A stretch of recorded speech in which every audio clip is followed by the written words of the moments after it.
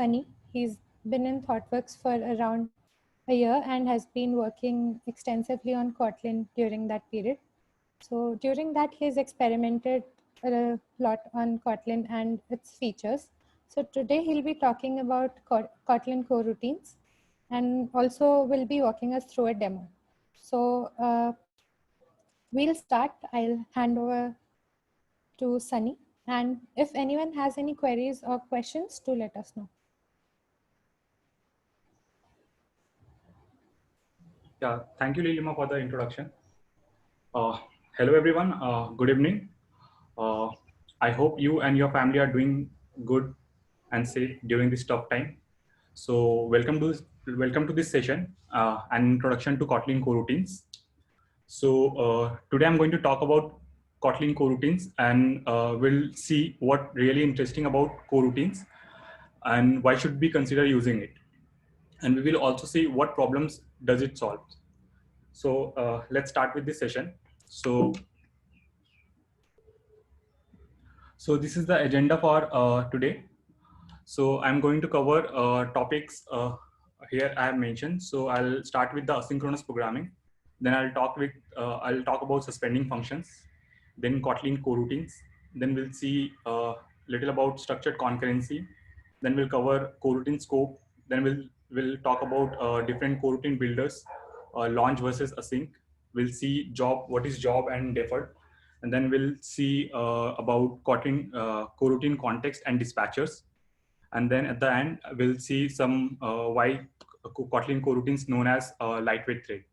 And we'll also cover some demo code along with this exam concepts. Okay. Yeah. So one second.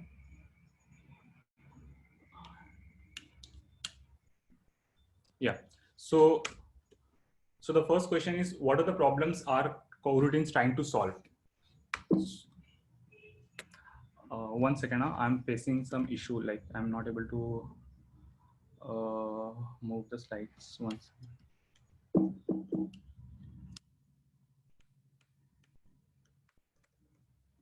Yeah. So the first question is, what problems are coroutines trying to solve? So basically they simplify the asynchronous programming. So it takes me to the next question. What is asynchronous programming? So according to Wikipedia, asynchronous programming refers to the occurrence of events independent of the main programming flow, which means it is a parallel programming. Basically, it is a form of parallel programming that allows a unit of functionality to run separately from the main programming flow. And it notifies the main thread when the task is completed or failed. So that's basically asynchronous programming, and we have several benefits of using asynchronous programming. So it basically keeps your main thread free. It does all the complex and time-consuming tasks in the background. It enhances the application performance, and it also makes your application more responsive. So we'll try to see this simple problem, which is currently written in synchronous and blocking way. And we'll then try to see different implementation of asynchronous programming by basically different ways of implementing asynchronous programming. So let's see this problem.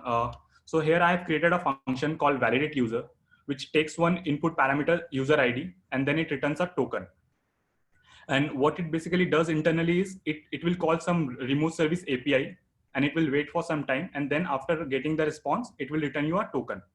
And then the second function is about create message, which will take two parameters, token and text, and it will return you message. So internally, this function also will call some API, and then it will wait for some time. And after receiving the response, it will return you the message. So if you see in the third function, send message, what I'm doing, I'm taking these two functions, user ID and text, where I'm calling validate user, and it will wait for its response, and then it will call create message, and then it will wait for some time to get the response, and then it will finally process the message. So if you see this code, this is blocking in nature as of now. Okay. So how can we convert this code to a asynchronous code? So let's first see the first way. We will see it using callbacks. So if you see, I have converted that code in a asynchronous code using callbacks. So here for that, I have to pass one extra parameter, which will be a callback function to this function, right? And this time this function call will not wait. It will return immediately. And then after getting the response from the remote API, which it will be calling, then it will call this callback function. So in this case, this function caller will not have to wait. Similarly, in the second function, it will receive one extra parameter, which will be a callback function. And then at the same way, it will also call that callback function, so that it can return the response. And in that case, our send message will look something like this, which will call the validate user with the parameter user ID, and it will pass this lambda as a callback function. As soon as the validate user will respond, this callback function will be called, and then it will trigger the create message with the another callback function, and then finally it will process the message. So this is how we are achieving async programming in using callback. So let's see the problems about the callbacks. So here, if you see in our send message, you can see that this end curly braces, which is ending at the end, and you can see that this is basically growing. So when you will be adding more logic to this block, it will keep on growing, and it will lead to a popular problem, which is popularly known as callback hell. So while using callbacks, it always leads to a code which is harder to read, easy to break, and harder to debug. And also, if I add some error handling mechanism to this code, then it will become more difficult to propagate the error as well. So with callbacks, we have these problems. You can also watch a more complicated example on Google about this. So to save from callback hell, we have some other method of writing asynchronous code. So we'll see some of this. So here I have converted this code to another async way using the libraries like Future, Promises, or RX. So these are basically the concepts, basically the same concept with different names. So what it basically does is, it basically returns the result. It wraps the result in a promise object or a future object, and instead of calling a callback, it will return you a wrapper. It will return your result with a wrapper object. So for, let's say in this example, I have used a project reactor, which I'm currently using in my project. So here I have used project reactor, which provides you a future object, you can say, think of like Mono and Flux. So here what I'm doing is, now this function will look similar. It will not have any callback function. What it will have is the return type will be mono of token. So even in this function, the function caller will not have to wait. It will return immediately. And internally, once the response is received, it will respond with the mono of token. Similarly, for this create message, what it does, it basically returns mono of message once it receives the output from the remote API. And then in this case, our send message will look like something like this, where I'm calling this validate user, and after receiving the response, I'm using flat map operator on it, and then internally I'm calling create message. And then after getting the response from create message, it will basically process the message.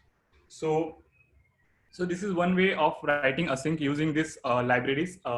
So if you see, this future is available in Java, and then promises in JS programming, and then we have RX Java and RX Project Reactor, which can be used in Kotlin.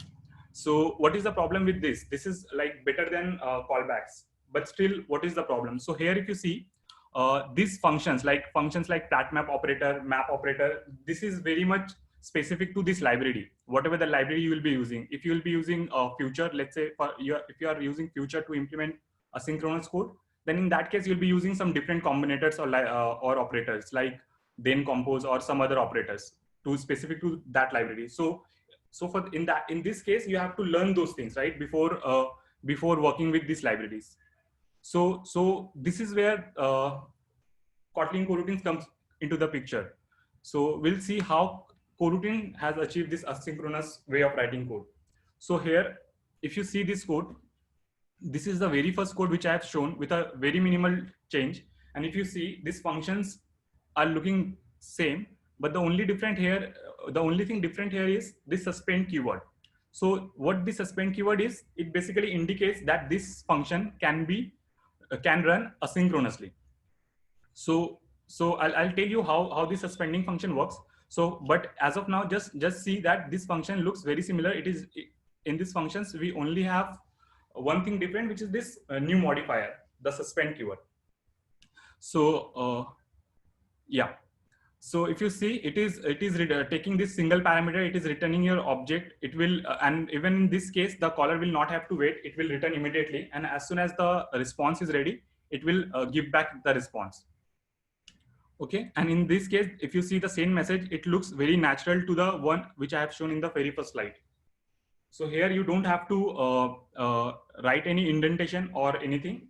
And one more benefit of using this suspending function is that you can use normal operators which are available in Kotlin language, like map, flat map, or for each loops. You can use it with your Kotlin language itself, with the knowledge of Kotlin language itself. So that's how coroutines are implementing this async code. Okay. Next, we'll see what is suspending function. So it is a special function which can suspend without blocking. What does it mean? It basically means that whenever this function will be called, and if internally it is doing some IO operation or calling some REST API, what will happen is it will not block the thread. The underlying thread will be released, and that thread can be used to perform some other operation. And as soon as the response is ready, like as soon as that function receives the response from the remote API, what it will do, it will basically taken care from some other thread, and it will return you the response. So we'll try to understand this, like how does this suspending function works. So here I'll show you. Yeah. So here I have, in this diagram on the very top, I have created a thread. So here we consider this function to be a blocking function. So when you call a function, let's say A, then this thread which is calling this function will remain blocked until and unless this function gets completed. And then only you will be able to call the another function, which is the function B. And then at this time also this thread will remain blocked. But this is not same for the, one second, this is not same for the suspending function. In case of a suspending function, let's say if you have called a suspending function, then this thread can be suspended. So let's say if this function A, suspending function A, is calling doing some IO operation, at that time this thread can be released and can be used for another suspending function, okay, or some other task. So this thread is basically not blocked. Okay, so we'll try to see some demo code for suspending function, and we'll try to understand how this suspending function actually works internally. Okay.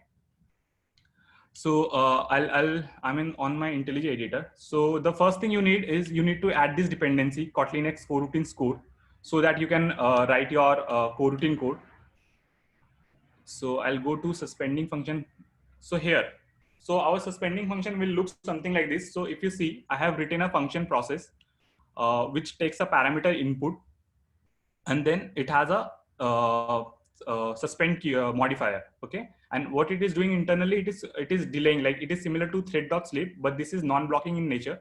So it delays for 1 second, and then it will return this string. So we'll see how does it know, like if it gets suspended, how does it know where to resume. So basically this suspending function can pause and then resume, right, during this time, during this delay. So delay is a suspending function which basically says that you can suspend, like your thread will not be blocked. So how does it know that that where to resume? So I'll quickly show a Java code of this. So I'll go to Kotlin bytecode. I'll decompile this code. So here, if you see, we have something called, if you see this is the same method. I'll speed vertically. Yeah, if you see, this is the process method which we have written. And if you see the corresponding Java code here we have this input. Along with this, we have another object, which is continuation. So I'll not go to the details of this, but I'll just give an overview how this continuation works. So this continuation is helping this function to retain the context, basically when to resume this, from where to resume this. So for that, I'll show you one code. I'll go to yeah, this code, sequence code. So let's see, I'll try to explain with this code how suspending function works internally. So if you see this in this main function, I have called this function get sequence, which is returning me a sequence of integer. So what it basically does is, this is, let's go to its documentation. Yeah, so it gives you a sequence that returns a value to its iterator. The values are evaluated lazily. Okay, so what it does, it basically calls this function which will return me a sequence, and inside this I'm printing this yield1, yield2, and then I'm calling this function as well. So this yield function is something which yields a value. Basically it will transmit this value to the iterator and being built and suspend until the next value is requested. So basically what it does, after calling this function, this will be suspended until this iterator requires the next value. So what I'm doing, I'm receiving a list of sequence of integers, and then I'm iterating over it, and then I'm printing this value. So let's run this example and try to see.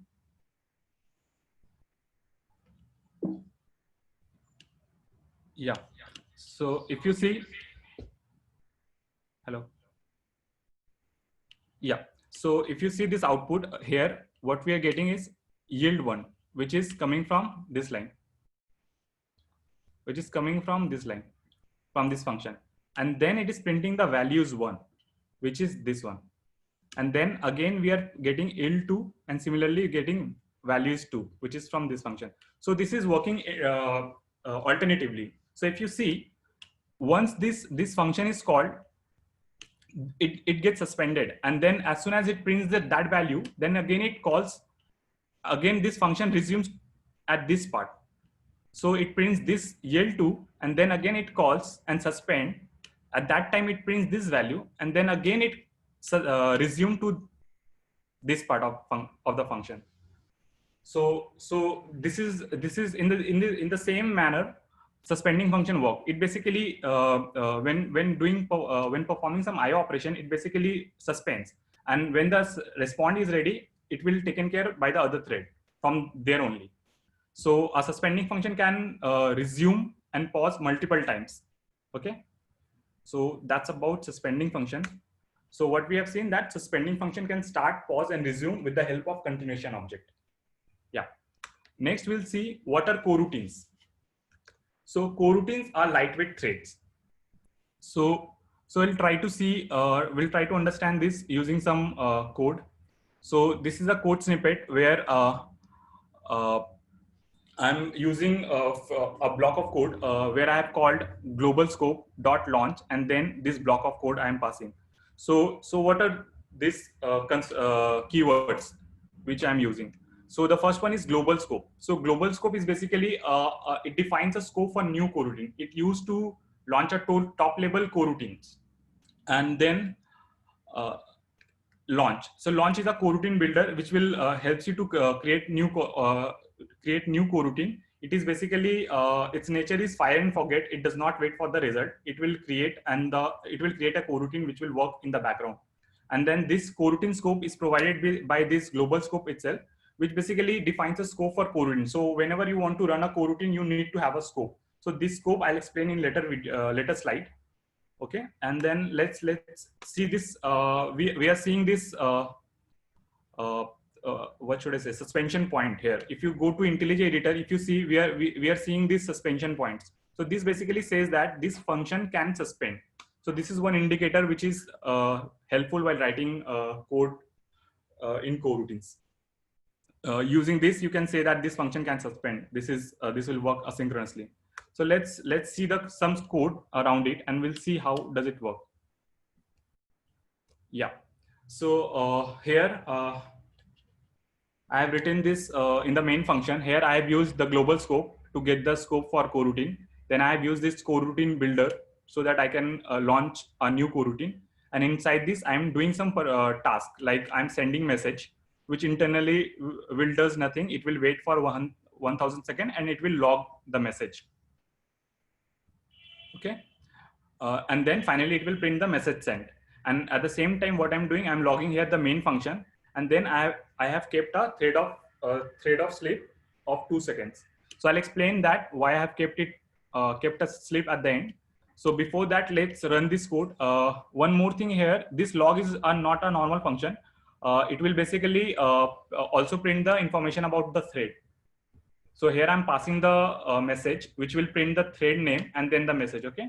So that I can know like on which thread this particular block of code is running. Yeah. So I'll run this code. Yeah. So here, if you see the output, so the first line we got is main function, which is this line. So what is happening here, after launching the coroutine, what it does, it calls this send message, which is waiting for 1000 milliseconds, which is 1 second. So at that time, what it does, it basically suspend, and then the controls come here and this line gets printed. So if you see, the thread here is the main thread, and then it waits for 2 seconds so that this delay gets completed, like this send message can complete its task. So then only we can see this sending message, which we are passing from here. Oh no, this sending message, which is getting printed from this function, and then we have logged this message sent finally. So if you see the thread of these two lines, this is a different thread, default dispatcher worker 1. So this is running on some different thread. So whenever you launch a coroutine, it runs on a different thread and it runs on the background. Not necessarily that it will run on a different thread. It can also run on the same thread, main thread, but currently I'm using a global scope. So it basically launches launches coroutine on a different thread. Okay. So yeah, that and also why we are putting this thread thread.sleep here is, if I remove this thread.sleep and if I rerun this function, what will happen? This function will not be able to complete.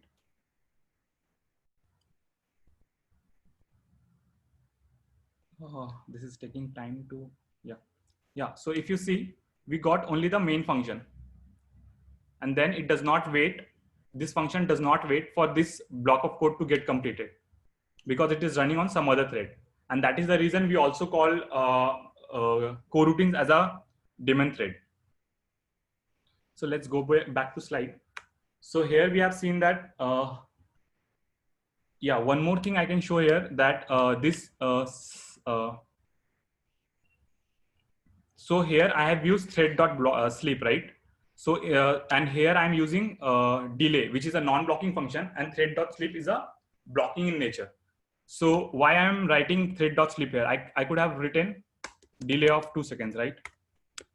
But calling a suspending function from here is giving an error. So if you see, this is a suspending function, and if I hover on this basically says that suspending function delay should be called from a coroutine or another suspending function. So we cannot call this non-blocking way. So one way to write use this function is you can use run blocking, which is another coroutine builder. So I'll move this code inside run blocking, and then I don't need this.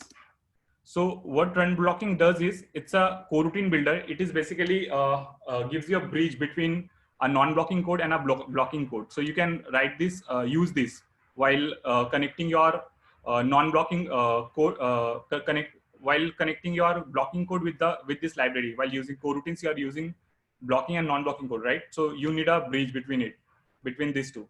So that's the reason we are using run blocking. So if you rerun this code, it will work similarly. So what it does, it basically blocks the main thread until this suspending function completes. Okay, so now we can see that we got the same output. So I'll go back to the slide.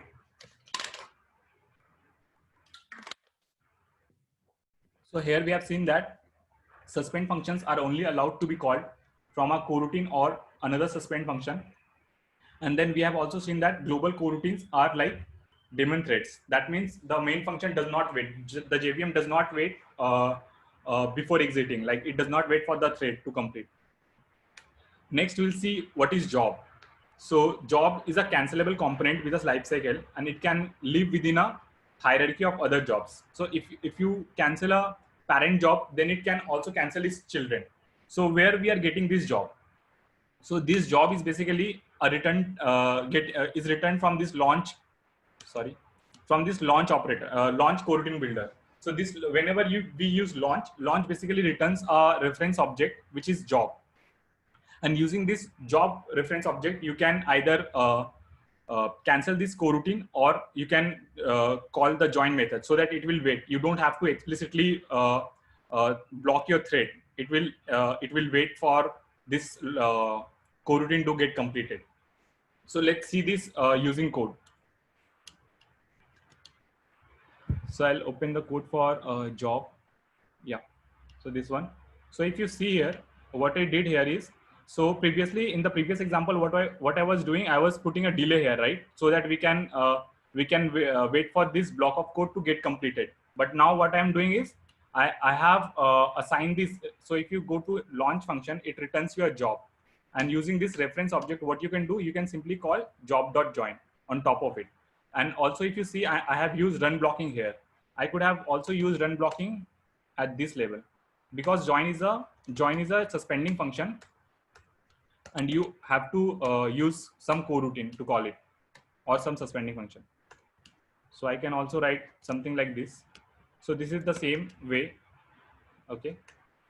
So what I'm doing here is, I'm calling this coroutine. I'm creating a new coroutine, and then I'm waiting, and I have called job.join. So here I'm not explicitly waiting for this block of code, because sometimes you don't know like when this coroutines will complete. So in that case, this you can use this object. So if I run this example,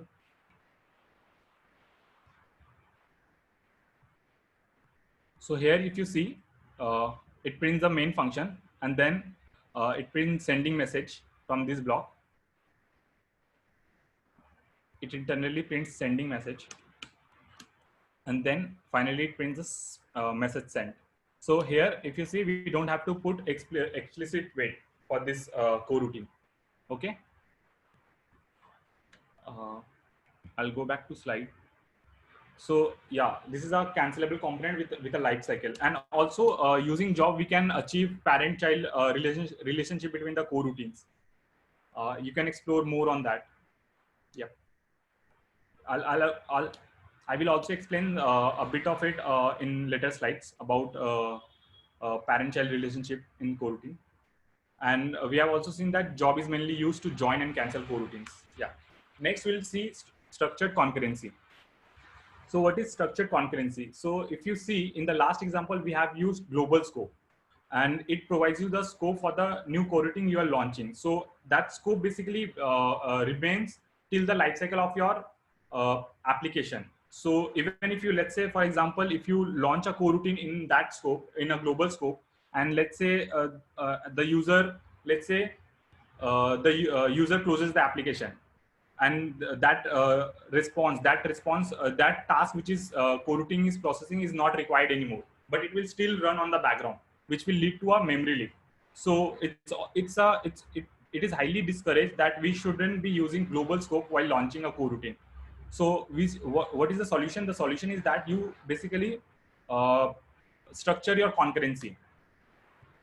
So here, if you see, I haven't used any global scope here. So here if you see, I have just launched a new coroutine. I haven't provided any scope for it. And then I'm doing the same thing. I'm sending message, and I'm printing message sent. And then I'm also printing this main function. So here, if you see in this code, I'm not using any scope here, and I'm also not using the reference object job. Okay. So how is it working? So let's see this through code. So I'll go to, this was about structured concurrency. Yeah. Yeah.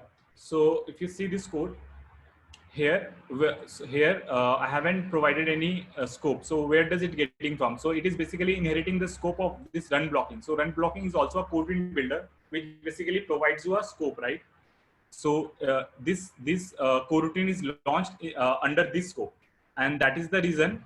Now, if you launch any coroutine under some other scope, what happens is that this becomes your parent and this becomes your child.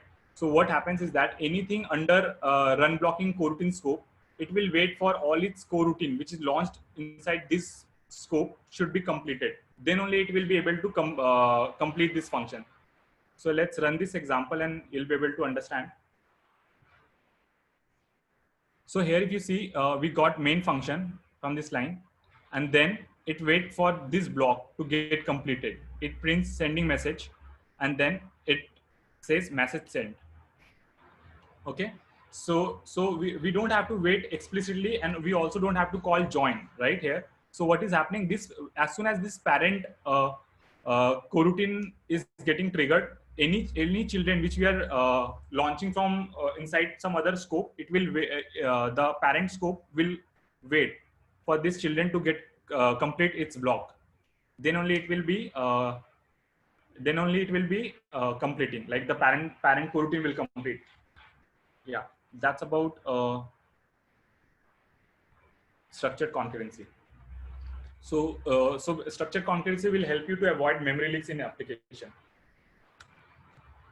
Next, we'll see coroutine scope.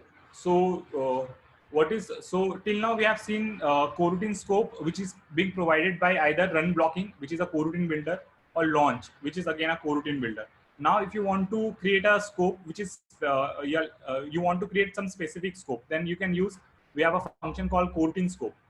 So I'll explain the difference between this scope and the other builders which are providing this scope, other scope. I'll go to the code.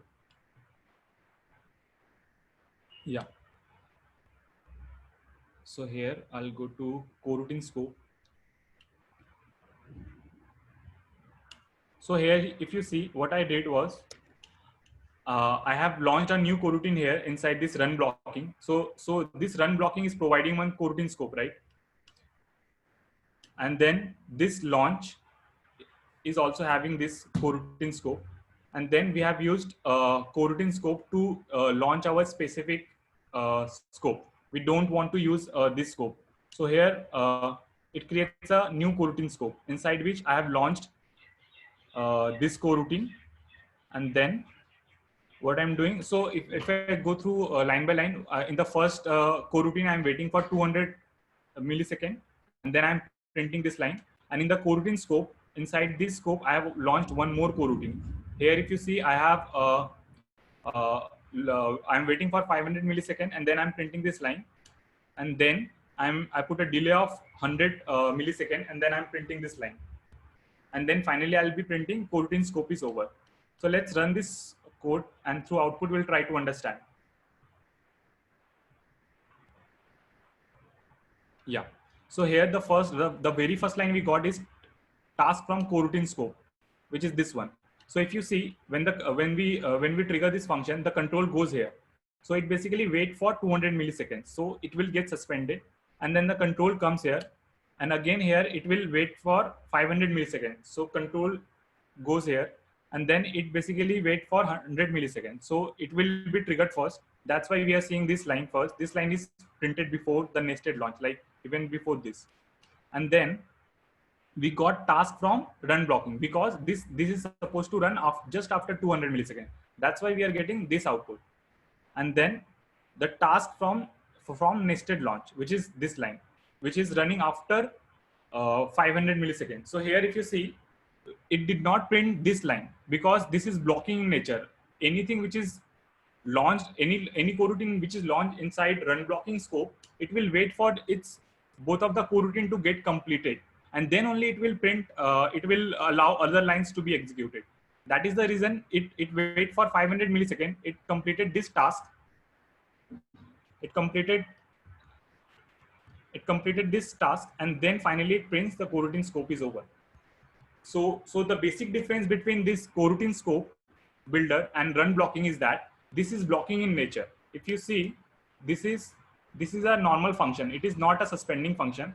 And at the same time, if you see this coroutine scope, this is a suspending function which can suspend. So it does not care. Like even the control is here, it allows this function to get executed. Okay. So I hope that is clear. So I'll go back to slides. So here we have seen run blocking versus coroutine scope. So run blocking basically blocks the current thread for waiting, while coroutine scope just suspends. Hence, run blocking is a regular method, whereas the coroutine is a suspending function. Yeah. Next, we will see async coroutine builder. So till now we have seen launch, right, which is one of the coroutine builder, and now we'll see async coroutine builder. So here, if you see, by default, when you write any suspending function, by default the behavior is sequential. When you write, let's say if you write two suspending function and you're calling one by one, it will get executed sequentially. To make it concurrent, you need to use this async coroutine builder. So if you see, I'll go to IntelliJ editor. I'll show you the code. Yeah. Async await. Yeah. So here I have written two functions. One is sequential flow, another one is concurrent flow. Let's see the first sequential flow, what we are doing here. So here I have written a function, sequential flow. I have used the run blocking to get the coroutine scope. And then inside this, what I did was I called this function 1 second task. I'm using this measure time millis function, which is provided by Kotlin to track the execution time of this block. So finally, so that we can get the time, like how much time this block of code is taking. Okay, let's see, from inside this block, we are calling 1 second task and 2 second task. So if you go inside this is a function, suspending function. What it is doing, it is delaying for 1 second and then it is returning a value 10. And similarly, the second suspending function is waiting for 2 seconds and returning you a value 20.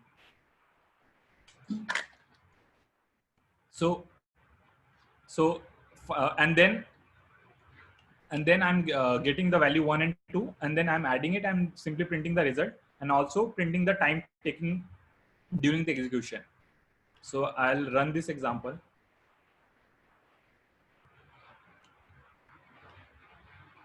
So if you see, we got our result. It says the result is 30 and the time taken is approximately 3 seconds. So if you see, we have put a delay of 1 second and 2 seconds, which is 3 seconds. So minimum 3 seconds it will take, right? And now let's try to see the function which is concurrent. So here, the only change I did was in this function, I used a coroutine builder. So I'm not calling this function directly. I'm using a coroutine builder. And then inside this, I'm calling this function 1 second task. And similarly, we are calling 2 second task. And what this async coroutine builder does, it returns you a deferred object. It is similar to future and other. It returns you some future object. And then using this object, you can call await function on it, which is a suspending function. So as soon as you will call, so what happens is when controls comes here, it will call this function and then it will not wait for 1 second. It will immediately go to the next line and then it will call this function and then it will immediately come to this line. And then here, while calling await, it will wait for the response. So once we have both the responses, we will print the result and then see the time. Let's run this example. I'll comment out the first one.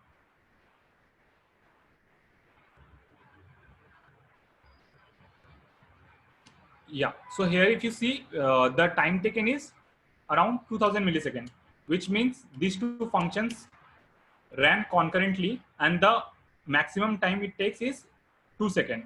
And this function is, this time is resolved within these 2 seconds, right? That means these two functions are running concurrently.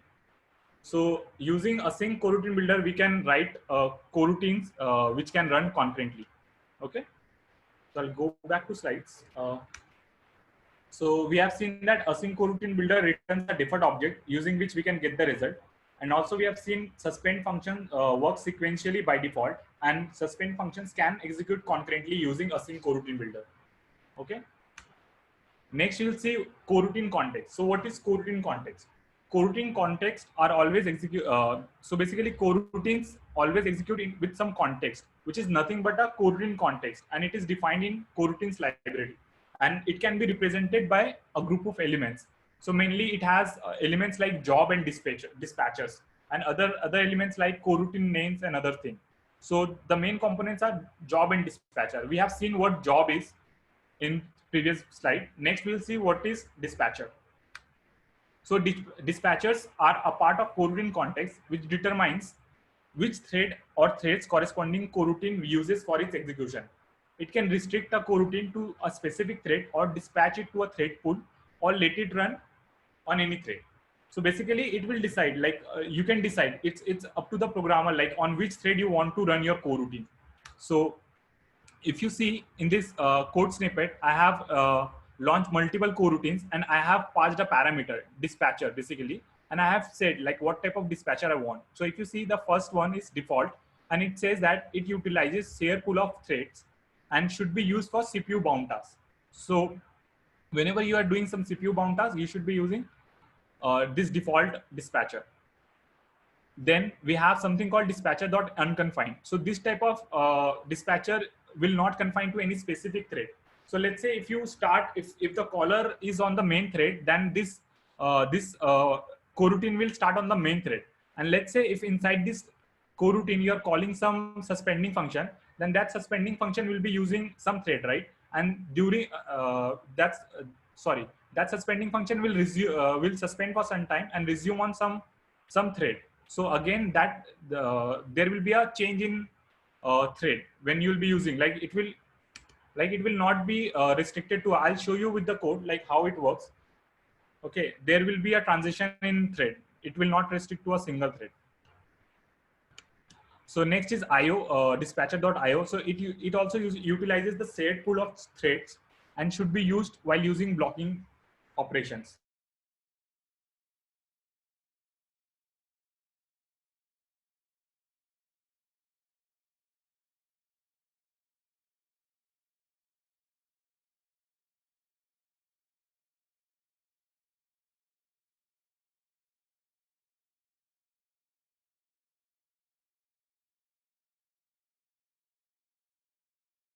I guess we lost Sunny.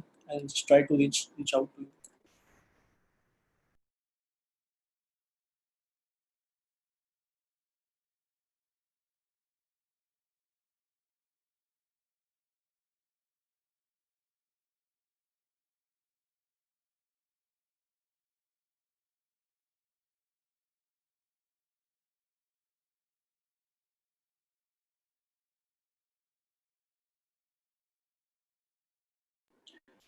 Hi everyone, I'm trying to reach out to Sunny. Just be there for some time.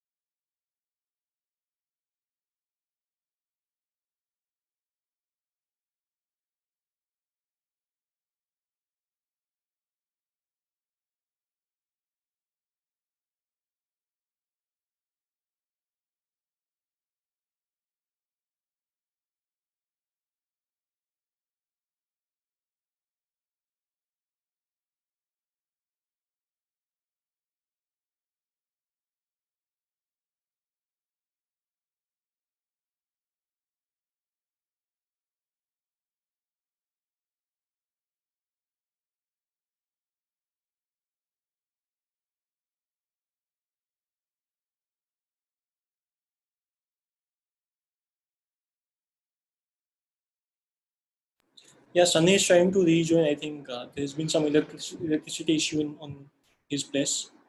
He'll be joining in few minutes.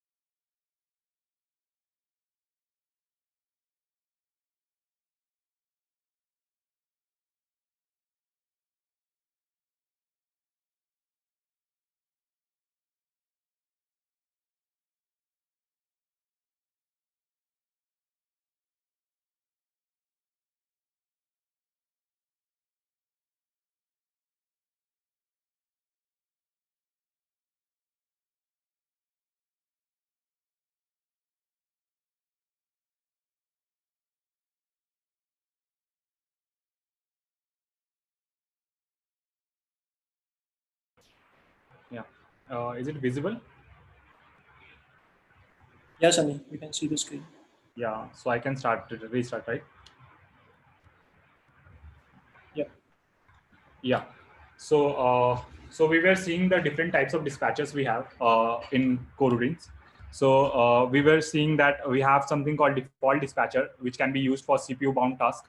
And then we have unconfined, which basically does not specify any thread. It can run on any thread. And then we have uh, IO dispatcher, which is preferable for IO operations.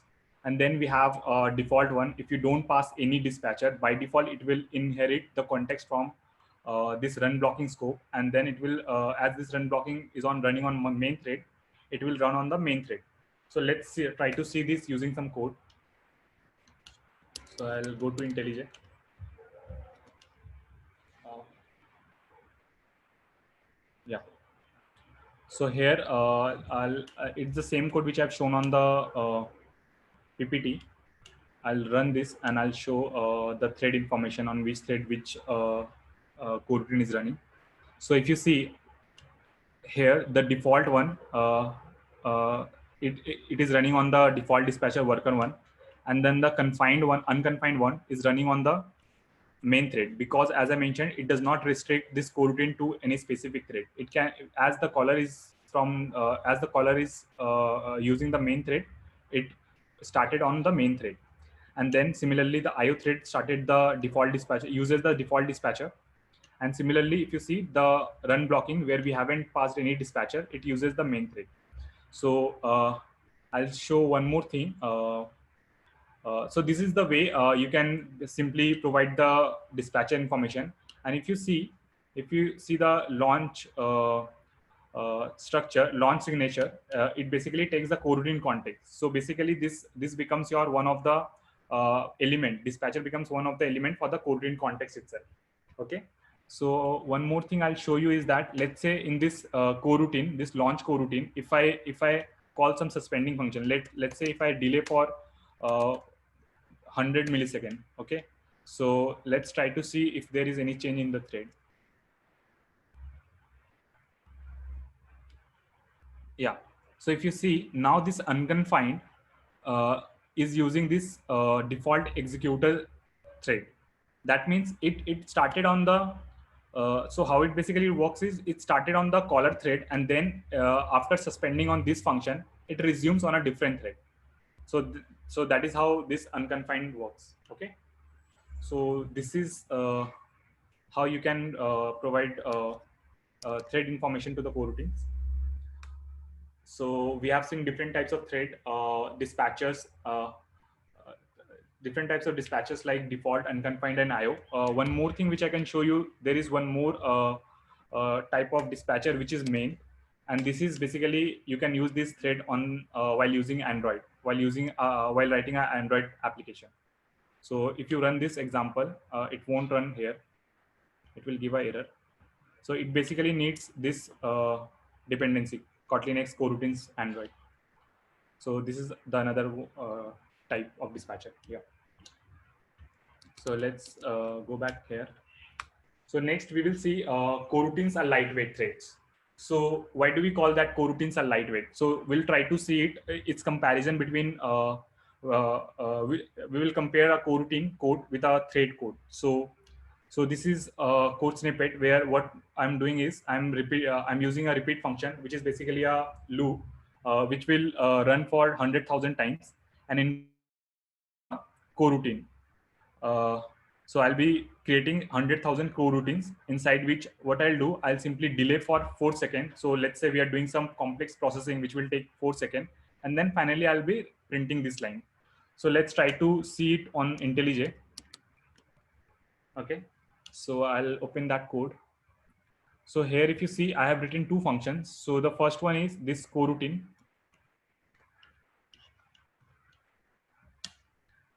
Yeah. So here, if you see what we are doing, we are doing is we are using the repeat function, under which will be creating 100,000 coroutines, and then each coroutine will delay for 4 seconds. So let's run this example and see the output. So it will basically print 100,000 times this line, right?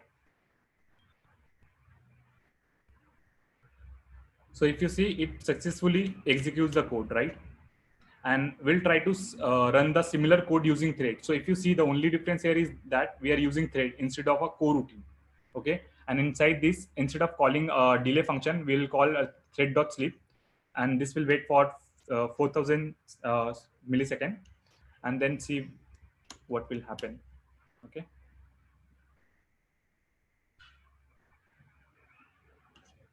So it throws an exception. So it says out of memory error, and it is unable to create native thread, possibly out of memory, uh, out of memory or process resources. So it does not have this many threads available to create. That's why we are getting this out of memory error. So what is happening behind the scenes? So as I mentioned, that any suspending function can suspend. It will not block the underlying thread. It will basically release the thread. Then that particular thread can be used on some different processing. So let's try to understand this code. So what is happening here is, it is creating a thread, creating a coroutine here, and then inside this, I'm calling this suspending function, which will wait for 4 seconds. And during this time, this particular thread will be released, and it might possible that the same thread can be used for the next coroutine which we are creating using loop, right? So there might be a possibility using very few threads we can achieve, we can launch this many coroutines. But if you see the thread code where we are using this thread, what is happening here is this thread.sleep is a blocking function, and internally it blocks the thread. So that means your thread, when you create the thread for the first time, it will block that particular thread for 4 seconds, and then similarly when you create the next thread, that particular thread will also be blocked. So in that way, for the, let's say in the 4th second, if you are trying to create 100,000 thread, then obviously it will break, because you need some resources, some memory to create those thread, right? That's the reason we are getting this out of memory error. And yes, so that's the reason we call coroutine as a lightweight thread. So I'll go back to here. Yeah. So let's see. So we have written the similar code and using threads, and we see that it is giving a memory error. Let's I'll go to, yeah. So that's about coroutines. So these are the few references I've used while preparing for this talk. You can also refer this after the session. So, and these are some terminology used in coroutines. So if you see, I have covered few of them, like job, launch, and you can see there are many like cooperative, non-cancelable. There are a lot of things which is still you can explore after this session. Yeah. So that's about. So I think we can take questions now.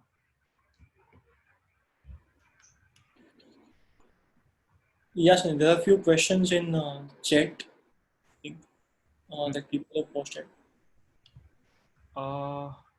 Actually, I got dropped. I'm not able to see any chat as of now. Like I rejoined. Okay, I'll just ping you the file.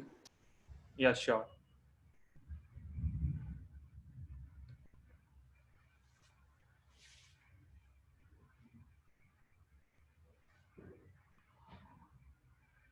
For Android specific questions, so I haven't worked on Android like using coroutines. So yeah,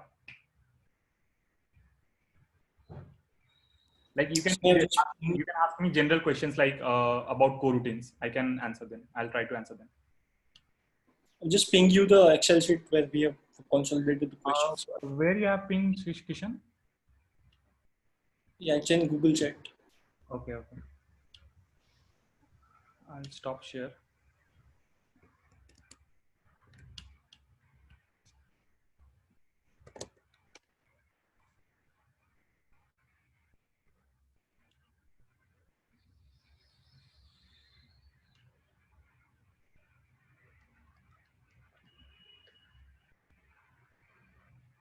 Yes.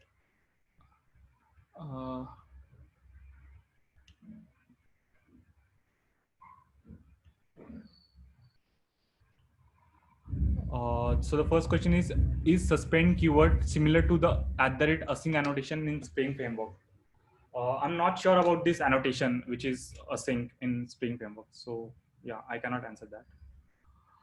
Next question is, if I have two coroutine scopes and some println in the main function, in the function main, please elaborate of the sequence of execution.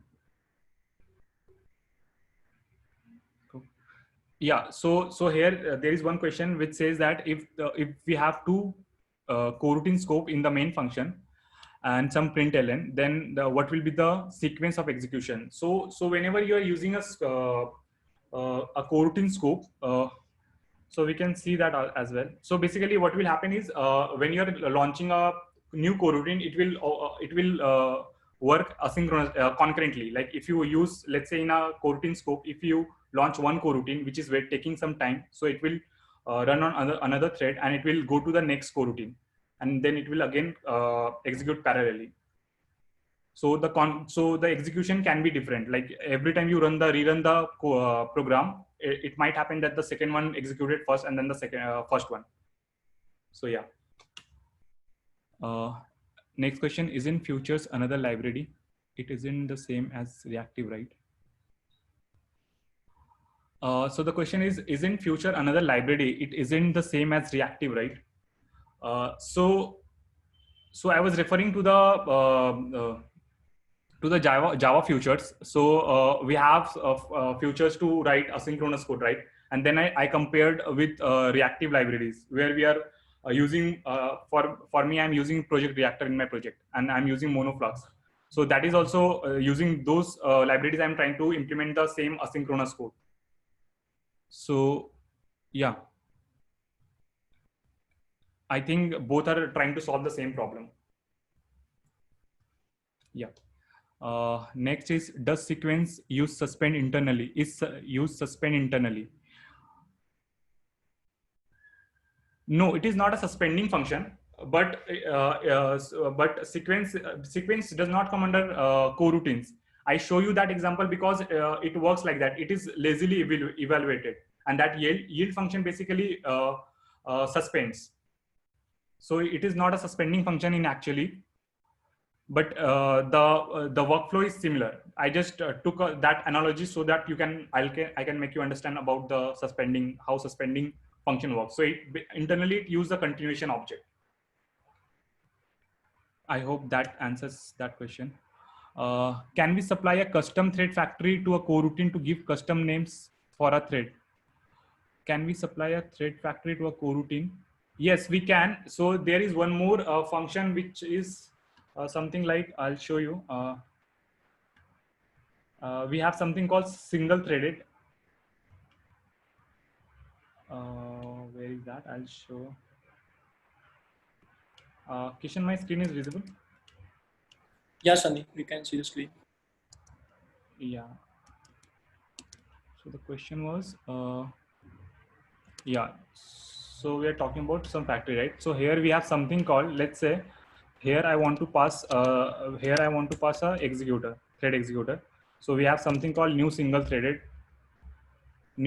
context. So what it will do, it will create a new thread every time you want to create. So you can pass the name. So I haven't captured this in my slide because this is currently an experimental API, which basically going to be removed and replaced by another API. So here, if you use this function as of now, it will allow you to create a new thread every time, and you can assign your custom names as well. Yeah. Next, I'll go to next question. If I'm trying to compare a simple Kotlin coroutine with a JVM thread, it will occupy less memory and context switching would be faster from coroutine 1 to coroutine 2. Can you guys provide some use case where company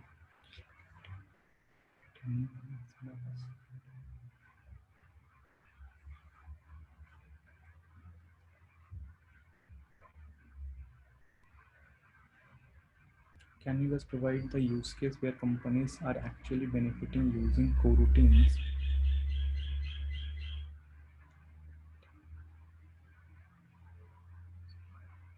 So here the question is about if I'm trying to compare simple coroutine with a JVM thread, it will occupy less memory. Yes, definitely it will take less memory, and the context switching would be faster.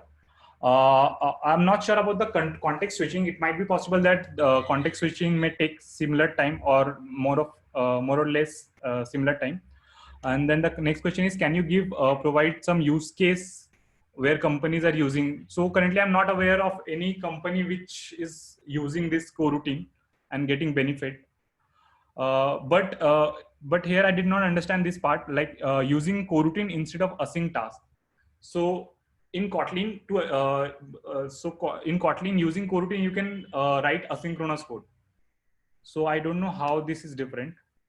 So yeah, but other than that, I don't know any use case. Like I cannot answer, like name any company which is using coroutines, because coroutine is not very old. So I think there are many APIs. If you see while using coroutines, I have found like there are many APIs which are still experimental, which is going to be changed in future. Yeah. Next, if not Android, then what you are actually using? What you are actually using coroutines and Kotlin. So yeah, so currently I'm not using this coroutine in Android. So currently I'm working on a project where we are using reactive programming, and with that we are using Kotlin. So we thought of giving it a try on coroutines. So we are thinking on writing one service which will be using coroutines to write asynchronous code instead of using reactive programming. That's the reason I started working on this coroutines. Can we combine coroutines and RX calls?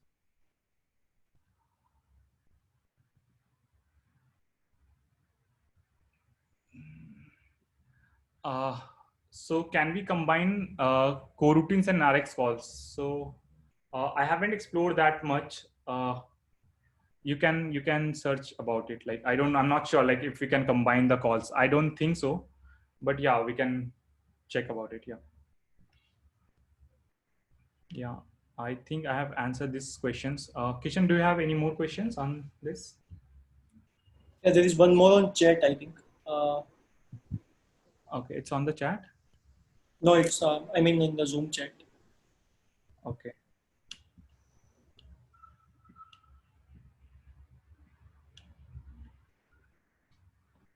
Also a network call which is already on a background thread. It should be used. Also a network call which is already on a background thread. Why it should be used inside coroutines?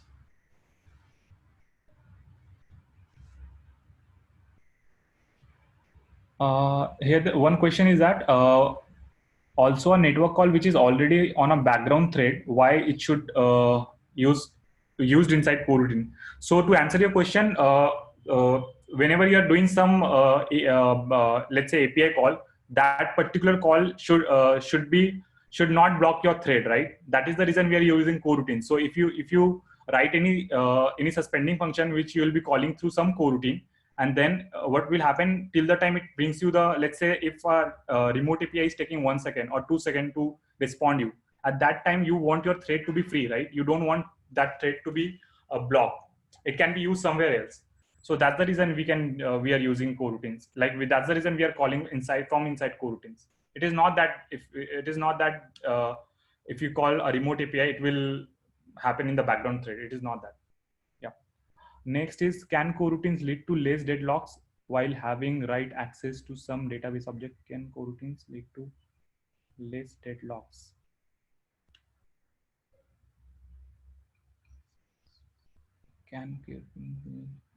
So the question is, can coroutines lead to less deadlocks while having write access to the same database? I don't think that it will have less deadlocks, because there might be a possibility that multiple coroutines trying to access the same database object. I don't see any benefit here, like how coroutines will help to get you lesser deadlocks. I don't think so.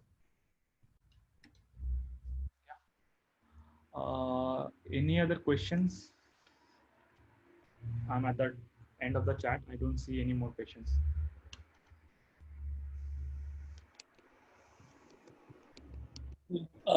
Yeah, if people have more questions, you can still put on the chat. Meanwhile, I'll share the feedback form link for this session. Please share your feedback about the session so that it will help us improving and sharing better context with you people.